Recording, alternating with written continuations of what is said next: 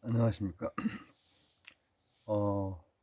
오늘 인류와 사상 실용주의를 아, 살펴보도록 하겠습니다.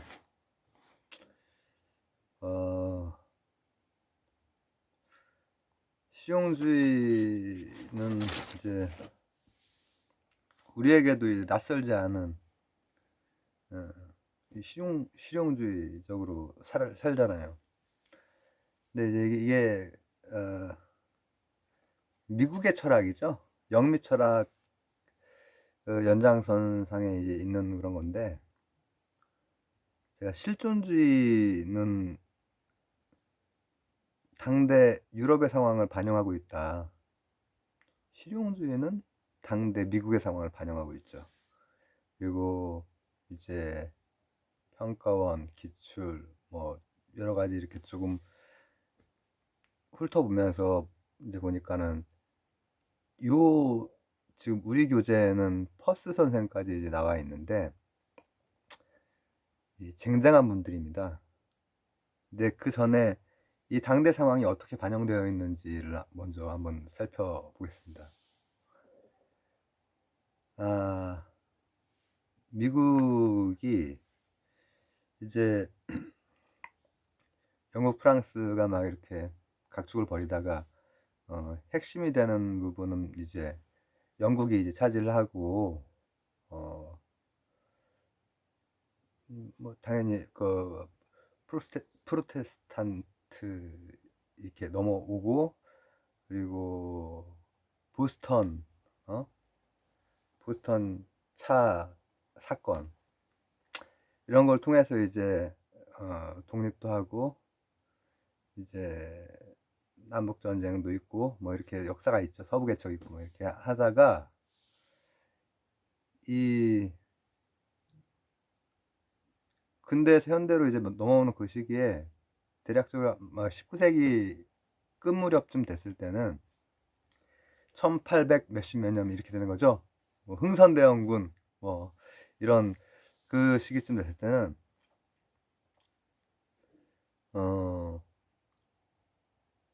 미국에도 이제 산업혁명, 영국에서 이제 대륙으로 퍼지고 미국까지 이제 간 그 산업혁명, 이 땅덩어리가 넓고 하니까는 그 안에서 굉장히 이렇게, 사실 지금 이제 미국에 형성되어 있는 어떤 그 뭐라고 합니까, 산업 벨트들도 다 역사적으로 이렇게 쌓여 있는 것도 있어요. 근데 그런 것들이 들면서 본격적으로 이제 굉장히 성장을 해요. 경제적 성장을 많이 이제 하게 되는 그런 시점입니다. 그래서 이 실용주의 시기를 통해서 굉장히 성장을 하고 결국은 짱이 돼버리죠. 경제적 짱. 그 다음에 2차 대전 그 시기에 실존주의가 막 이렇게 하고 있을 때도 여기는 영향이 없어. 다 그냥 그것만, 군수물자만 대주고 했으니까. 군수물자도 뭐 여기 내줬다 저기 내줬다 막 이렇게 마음대로 합니다. 그냥 실용주의적으로 합니다. 그야말로. 그렇게 해서 결국은 이제 군사적 짱까지 이제 먹게 되는 거죠. 근데 실용주의라고 하는 것은 영국에서 미국으로 넘어온 것은 일단은 종교가 넘어왔고, 크리스교가 넘어왔고, 그게 동전의 앞면인 거야. 뒷면으로 넘어온 건 뭐냐? 바로 이 부분이 이제 문제가 되는 거예요. 바로 경험주의와 또 경험론, 진화론, 이 두 가지가 뒷면에서 넘어오는 거야. 근데 그거야말로 그런 바탕으로 봤을 때 어떻게 하면은 실용적으로 성장할 수 있을까? 거기에 초점이 맞춰진 그런 철학이죠. 그렇다고 해서 철학적으로 뭐 뭐 아주 얕은 수준의 그런 것들은 아니고, 이 각각의 분들이 굉장히 이 빼어난 분들이시고, 이게 전에 한번 말씀드렸나? 초반에 듀이 선생은, 여러분들이 혹시 선생님이 되고 싶다 그러면은 사대에 가면 듀이 선생에 대해서 이제 지금 여기 나와 있는 내용 말고 여러 가지 배웁니다. 자, 그래서 실용주의의 등장 배경이 뭐 이렇게 나오는데, 지금 제가 말씀드린 그 당대 상황입니다. 그걸 이제 좀 간단하게 좀 이렇게 적어놨네요. 그렇죠? 그리고 이제 퍼스가 나오는데, 퍼스 선생이 실용주의 경륜, 실용주의라고 하는 것은 반드시 쓸모있는 성과가 있어야 된다. 그게 원칙이라는 거예요. 뭐 원칙, 경륜.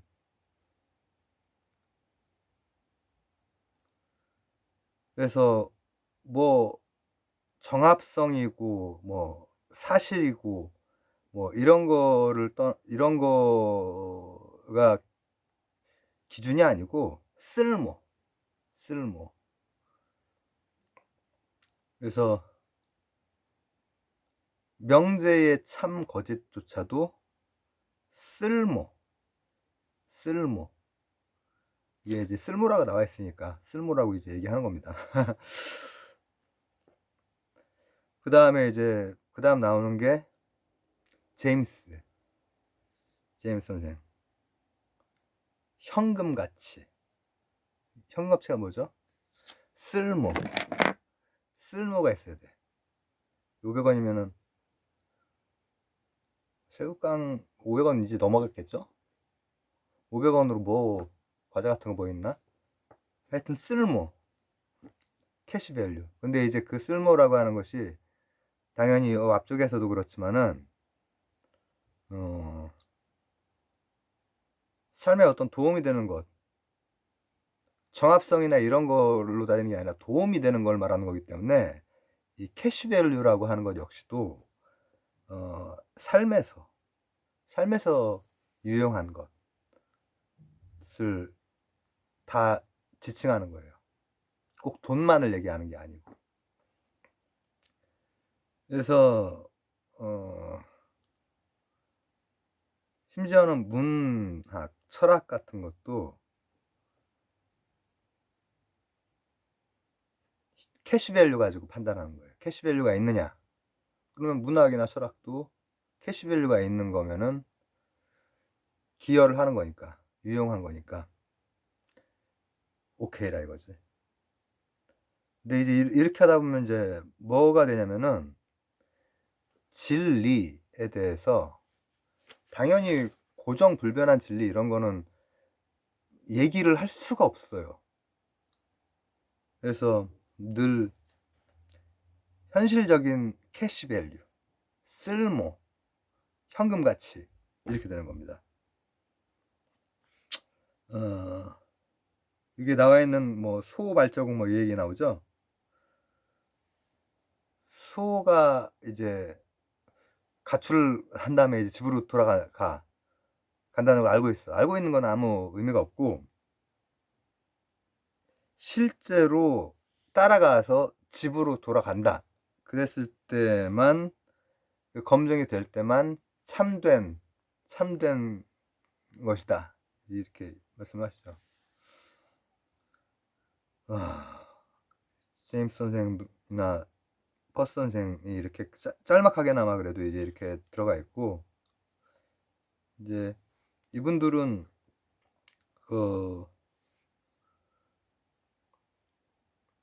이제 철학의 인식론, 뭐 존재론, 가치론에서 굉장히 막 격동을 겪고 나서 영국에서 넘어온 그 경험론을 수용하시고 진화론까지 수용하셨던 분들이기 때문에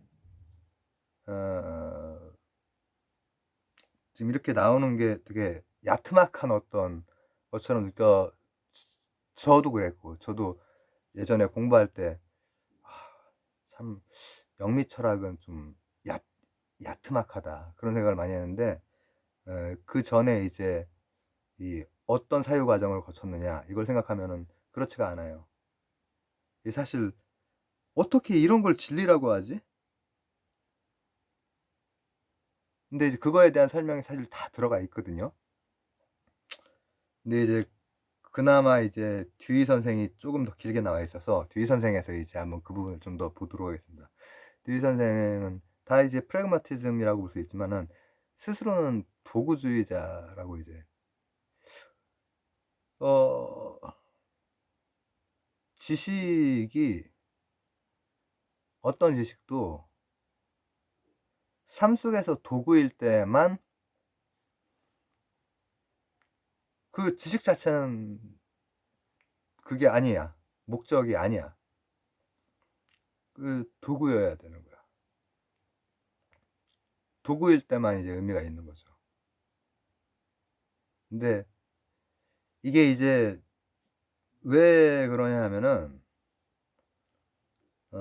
이 분들이 인간에 대해서 자연 선택에 의해서 이렇게 온 존재로 보고 있기 때문에 최종 목적, 끝판 이런 거에 대해서 받아들이지 않는 거예요. 진화론이 밑에 깔려 있는 겁니다. 그래서 늘 개선되고 있는 상태를 향해 가는 것, 더군다나 캐시 밸류를 가지고 있는, 유용성을 가지고 있는, 이렇게 되는 거죠. 그렇지만 그렇다고 해서 미국의 철학하면 그냥 실용주의 뭐 이렇게만 볼 수는 없어요.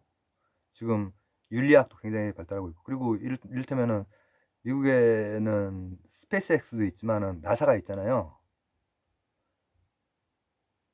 스페이스X는 이거랑 관련이 되게 많이 있죠.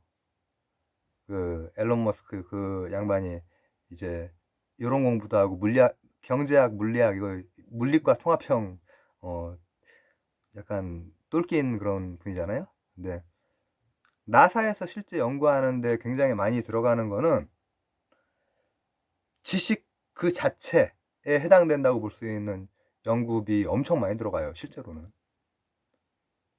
그리고 유용한 수단이나 도구에 해당되는 것, 스페이스X 같은 거 이런 것도 하긴 하지만 실제로는 미국은 무조건 뭐 실용주의야 이렇게 막 도식화시키긴 좀 어렵단 말이죠.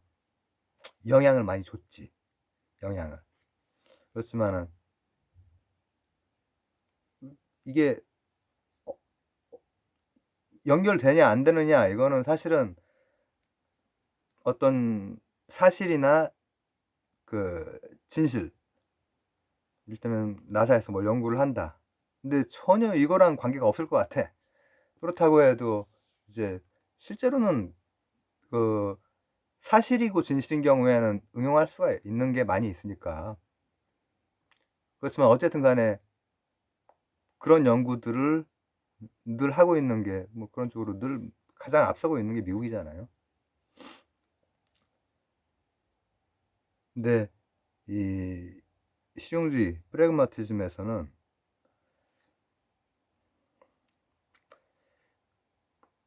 캐시 밸류가 있어야 되고 쓸모가 있어야 돼. 그리고 도구로서의 역할을 꼭 해야 되는 거야. 그래서 이 도구주의라고 하는 게 나오고 지성적 탐구라고 하는 것이 나와 있는데, 이게 핵심은 뭐냐면은 개선, 성장, 진보 이런 거예요. 완전한 어떤 끝 이게 있는 게 아니고 계속해서. 그래서 이제 그런 거에 맞는 시스템 뭐냐, 가치체계가 뭐냐, 민주주의를 강조한다. 민주주의가 거기에 맞다라고 이제 보시는 거예요. 그래서 그렇기 때문에 이제 이분이 교육학자이시기도 하시니까 창조적 지성을 갖춘 민주적 시민을 양성하는 것이 교육의 역할이라고 이제 나오죠.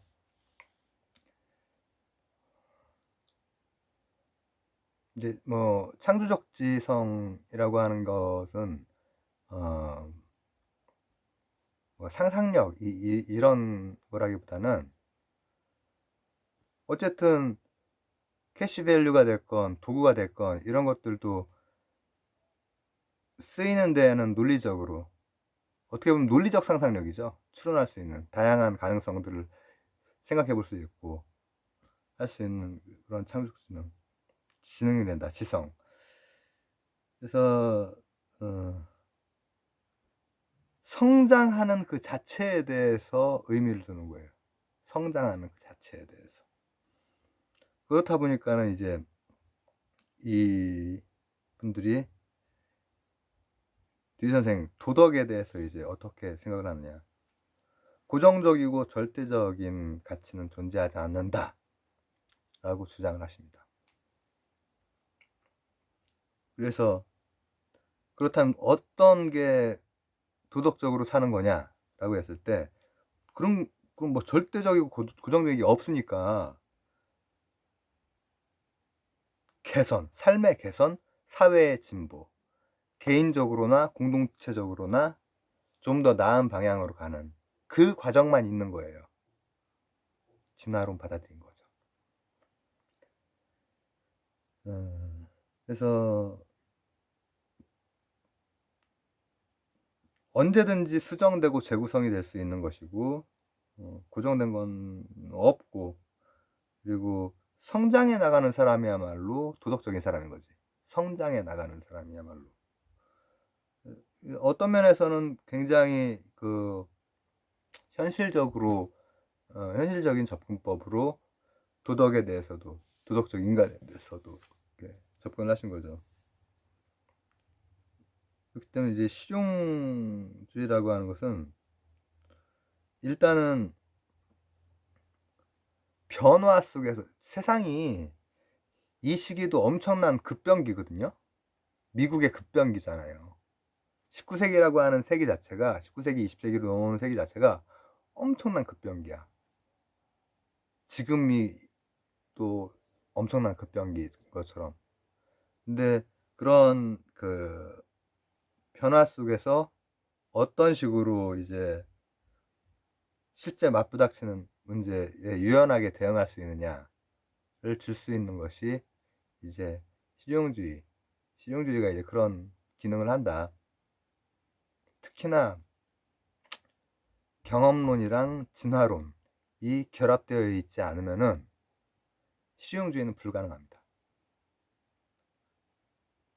그래서 이게 동전의 앞면과 뒷면이 참 크리스교와 그리고 경험론 진화론이 같이 들어와. 그리고 어떻게 잘 굴러가. 근데 이제 크리스교 같은 경우에도 이를테면 6,000년 전 창조 뭐 이런 거는 이미 그 완전히 다 그냥 그 깨지잖아요. 빅뱅이 138억 년 이렇게 추정이 되고 하니까 그럼에도 불구하고 이제 그 크리스교 내에서도 진화론에 대해서 어떤 식으로 이제 받아들이고 하느냐 이런 것들이 앞쪽의 교리들에서 이 결부될 수 있는 교리들이 많이 있어요. 아우구스티누스 자체가 아주 사사건건 다 개입하지 않는다. 신이. 그 첫 교부, 큰 교부잖아요. 초기 교부분들이 계시긴 하지만 그렇기 때문에 이게 같이 올 수 있는 거예요. 그리고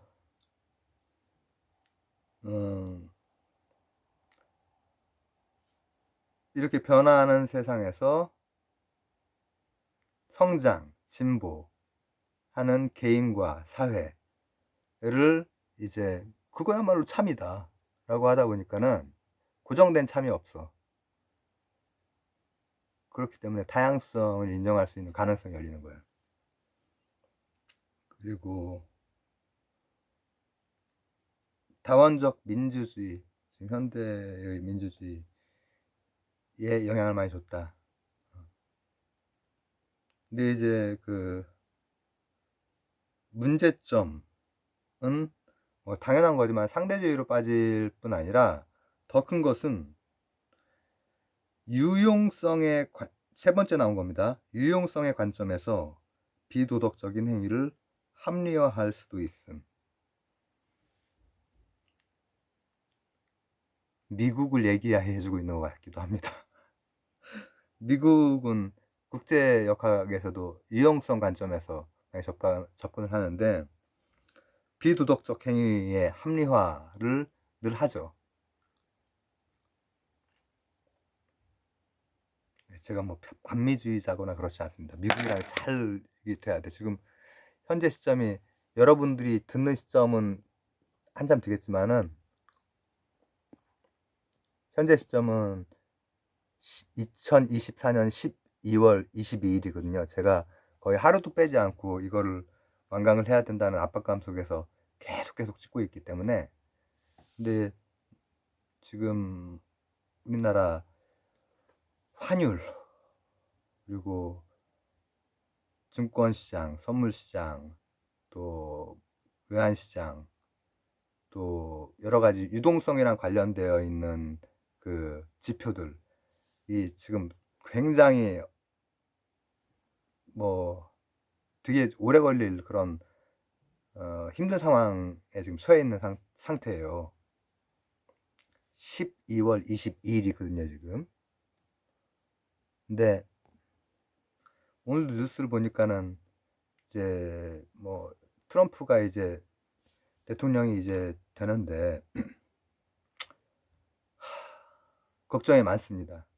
왜냐하면은 유용성의 관점에서 비도덕적 행위를 합리화할 수 있거든. 실용주의에 따르면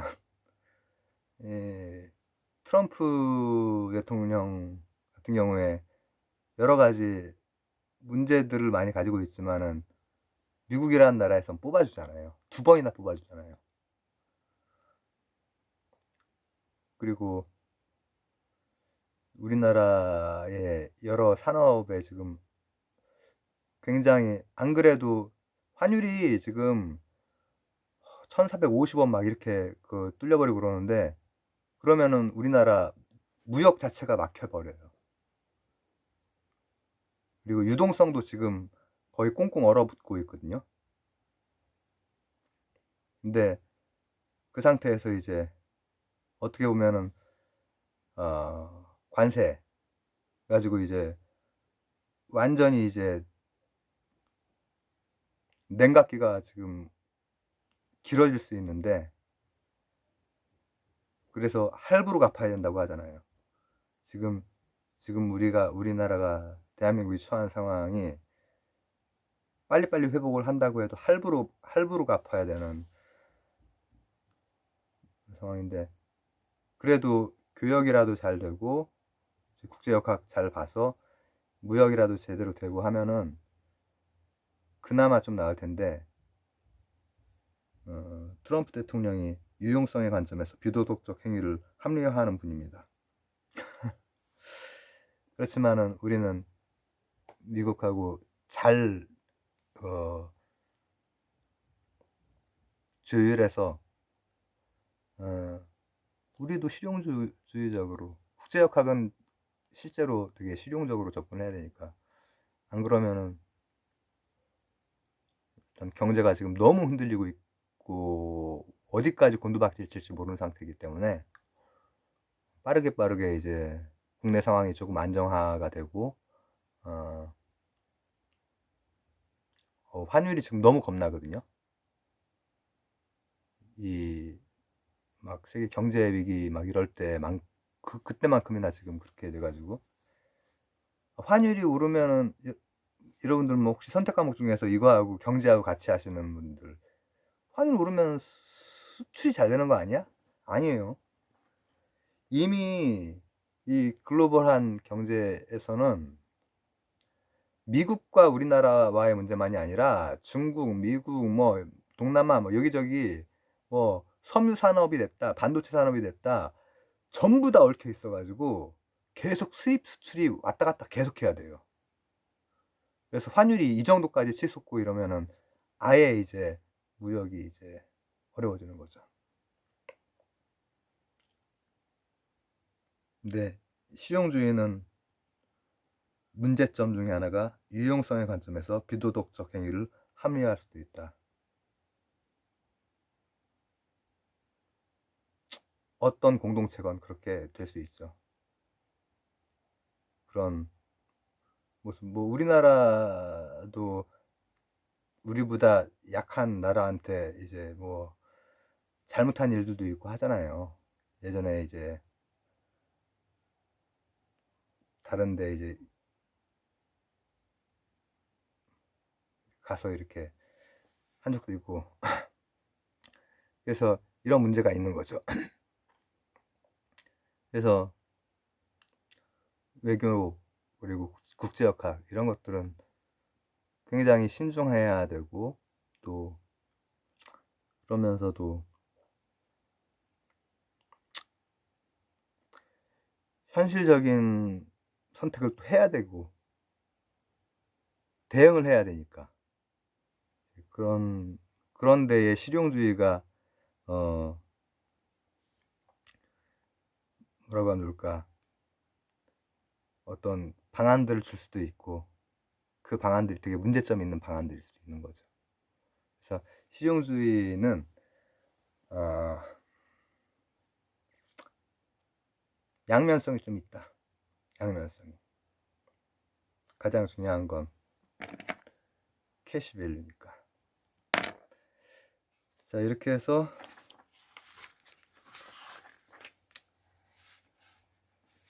각각 처해 있는 상황에 따라서 대륙에서 실존주의가 많이 이렇게 나오고 할 때 또 영미권에서는 이런 실용주의 흐름이 이제 쭉 가게 되는 거죠. 그리고 실용주의에 대해서 제가 오늘 조금 되게 현실적으로 좀 교재에 나와 있는 거에 추가해서 조금 더 말씀을 드리고 했는데, 이 정도까지가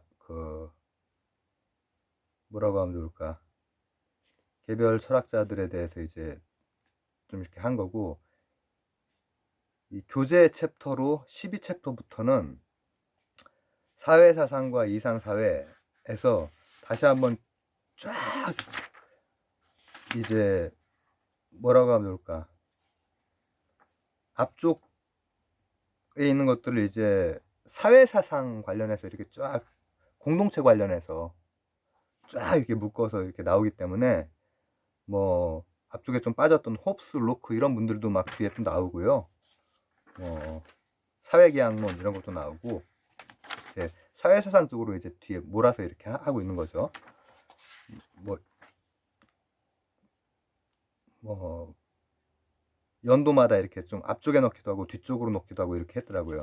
그다음 이제 어떤 사회 체계, 정체 이런 거에 대한 거 나오고, 그 다음에 마지막에는 평화와 세계 시민윤리 이렇게 마무리가 되는데, 이 안에 이제 앞쪽에 나왔던 것들이 계속해서 다시 나와요.